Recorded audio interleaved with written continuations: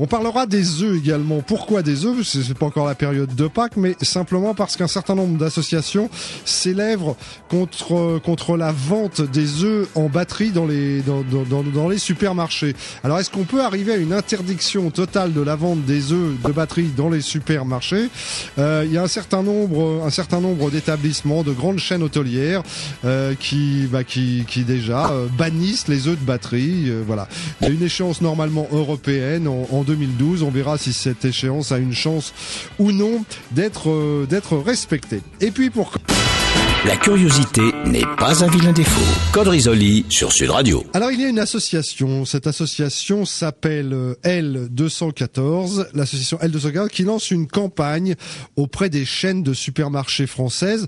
L'objectif c'est d'inciter ces supermarchés français à retirer les œufs issus d'élevage en batterie de leurs rayons, comme l'ont fait, paraît-il, ça c'est ce que j'ai pu découvrir encore une fois en faisant ma revue de presse, comme l'ont déjà fait plusieurs de leurs homologues européens.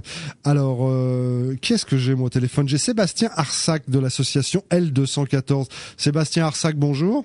Bonjour. Oui. Vous allez bien? Très bien, très bien. Bon, on est ravis de ça.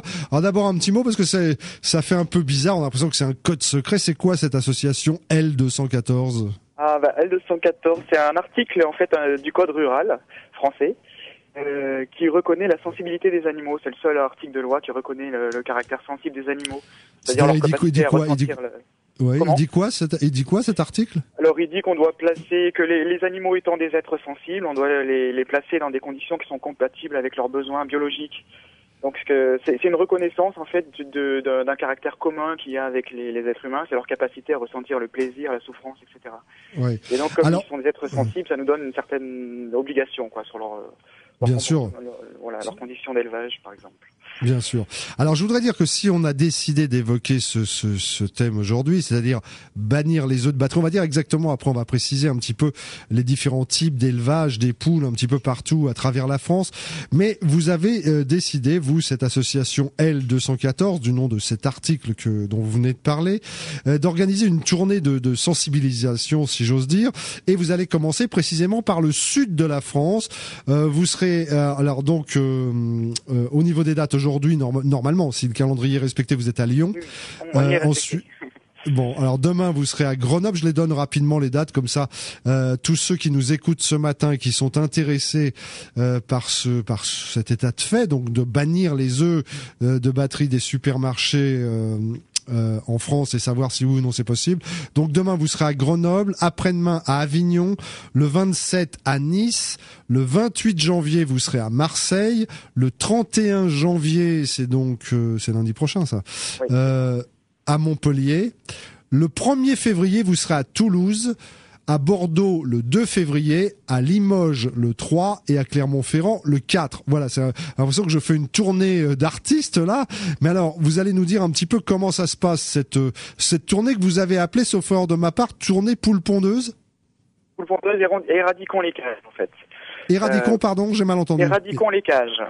Les cages. Voilà. Cages, voilà. Alors, ce qu'il faut dire, c'est qu'il y a trois manières de produire les œufs en France. Il y a l'élevage en cage. Je vais vous laisser dire. Il y a 80% des poules qui sont maintenues en cage de batterie, c'est ça? Voilà, c'est ça. C'est des images qu'on a déjà vues dans des différents reportages. C'est des poules qui sont entassées dans des cages, donc sol grillagé, avec aucun accès à l'extérieur.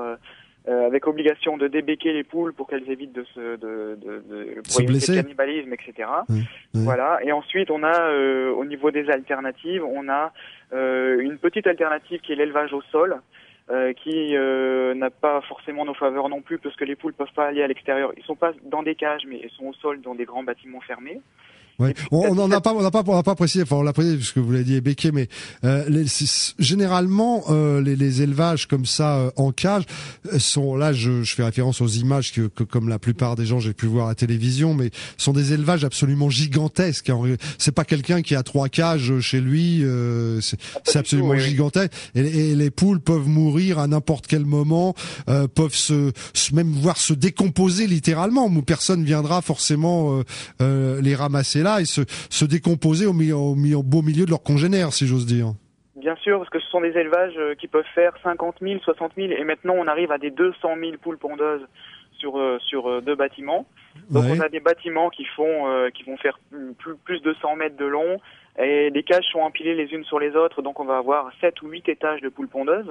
Ouais. Et comme elles sont entassées, c'est-à-dire qu'elles peuvent même pas gratter le sol, qui est la poule, on sait très bien, pour tout le monde a observé déjà une poule, ça n'arrête pas de gratter le sol, de picorer. Là, c'est pas possible, là, dans les étages et tout ça. Hein. Le sol est grillagé, bien sûr, donc pas de litière, rien du tout. Et puis, au niveau de l'espace, pour avoir un ordre d'idée, chaque poule a l'équivalent d'une feuille standard de papier A4 comme espace de vie à l'intérieur de ces cages. On imagine l'enfer que ça doit être, évidemment. Absolument. Donc pour élevage au sol, 3% des poules. Élevage au sol, 3% des poules. Et puis, pour le bio et le plein air, on est... Ouais, mais attendez, on s'arrête 2 secondes, parce que pour que les gens comprennent bien, alors on se dit, c'est un peu mieux quand même, mais les poules vivent en claustration totale dans un environnement qui continue à être surpeuplé, finalement, hein. C'est un tout petit peu mieux, mais enfin, c'est pas terrible quand même, hein. Tout à fait. Et c'est une alternative qui est très peu développée en France. Et nous, on souhaite qu'elle ne le soit pas. Et si on cherche un élevage alternatif, qu'on se tourne vers le plein air avec un accès à l'extérieur pour que, comme vous le disiez tout à l'heure, les poules puissent exprimer leur comportement de grattage du sol, pour prendre des bains de poussière, des choses comme ça, quoi. Un comportement de poule normal. Voilà, il y a l'élevage bio également, hein. Voilà, élevage bio et plein air, donc ça c'est des élevages où il y a un parcours extérieur, donc les poules sont dans des bâtiments ont bien sûr un espace à l'intérieur des bâtiments, mais il y a des trappes, elles peuvent aller à l'extérieur, et donc c'est une vie qui n'a rien à voir avec l'élevage en batterie ou l'élevage au sol.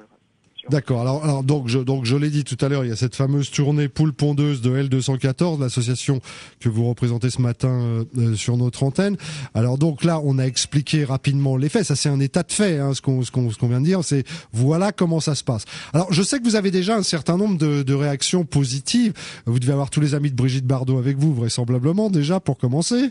Je pense que tous les consommateurs aussi, toutes les personnes qui sont sensibles à la question animale ne peuvent pas on va dire, à tolérer ce genre d'élevage. Quand on fait des sondages, on a des 89%, 90% des gens qui sont opposés à ce type d'élevage-là. Donc ça dépasse même largement. Ben là, il faudrait faire quoi? Il faudrait boycotter les œufs.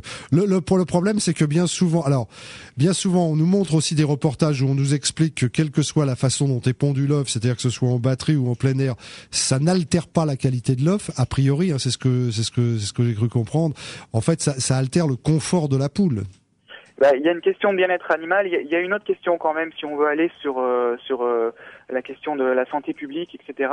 C'est effectivement, s'il n'y a pas vraiment d'études qui peuvent montrer une différence qualitative des œufs, il y a en tout cas une mise en évidence des risques accrus des infections par les salmonelles dans des grands élevages. Et comme les élevages en batterie, c'est ceux qui sont... Si vous avez un élevage, par exemple, label rouge ou plein air, vous avez quelques milliers de poules sur l'élevage. Si vous êtes sur un élevage de batterie, vous avez 50 000 jusqu'à 200 000 poules dans un élevage. Et plus la taille de l'élevage est grande, plus il y a un risque accru d'infection par les salmonelles. C'est rapport scientifique de la Commission européenne. Donc ça, effectivement, il y a aussi des risques au niveau sanitaire pour l'élevage en batterie. Bien sûr, c'est d'ailleurs pour ça que dans un certain nombre de restaurants, d'ailleurs je crois dans tous, plus ou moins maintenant, et dans les pâtisseries également, nos amis pâtissiers cuisiniers se servent de plus en plus. J'ai appris ça récemment d'œufs en tube. C'est-à-dire qu'il y a non mais c'est vrai, pour éviter cette histoire de salmonelle entre autres. C'est-à-dire pour une question d'hygiène. Il y a tout ce qui est effectivement les ovoproduits qui sont les œufs qui sont transformés par l'industrie agroalimentaire et qui arrivent un peu sur toutes les formes, les œufs liquides, etc., etc. Mais la question des salmonelles au départ, elle est très liée au type d'élevage qui est utilisé, quoi. Type d'élevage et puis aussi dans les abattoirs pour les poulets de chair, etc. Mais là, c'est en dehors des œufs de poule pondeuse.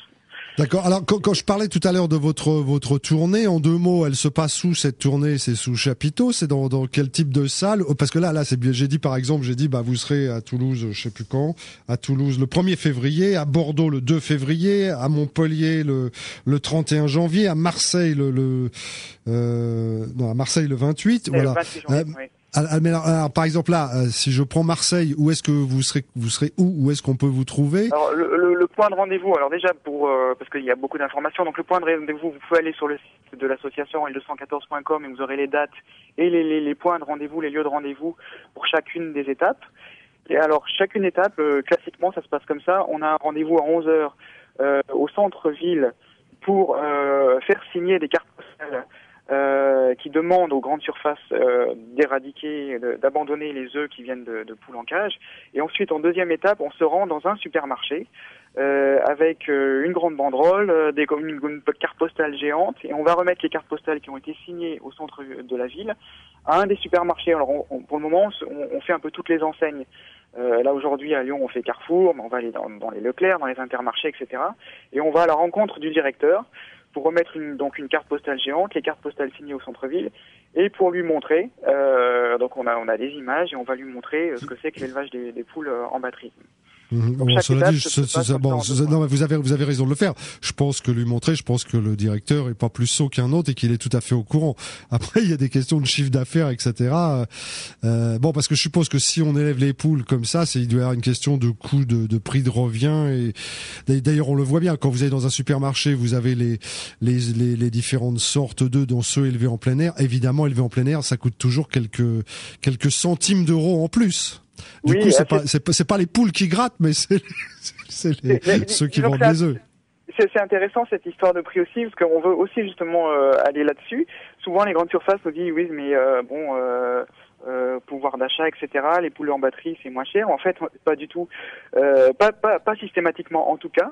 Il y a des marques donc vous avez des boîtes de 6 et il y a des œufs par 6 en batterie qui sont plus chers que des œufs en plein air, c'est-à-dire qu'on paye le marketing, on paye l'image sur la boîte. Et quand on compare, sinon pour on va dire une même marque ou les marques distributeurs, la différence entre les œufs de batterie et des œufs alternatifs, les œufs plein air, on a calculé à peu près un surcoût de 1 euro par mois. C'est-à-dire qu'avec 1 euro par mois en plus pour ces œufs coquilles, on offre à aux poules pondeuses le fait de pouvoir aller à l'extérieur en plein air, quoi. Donc vraiment la différence est vraiment minime, quoi. D'accord.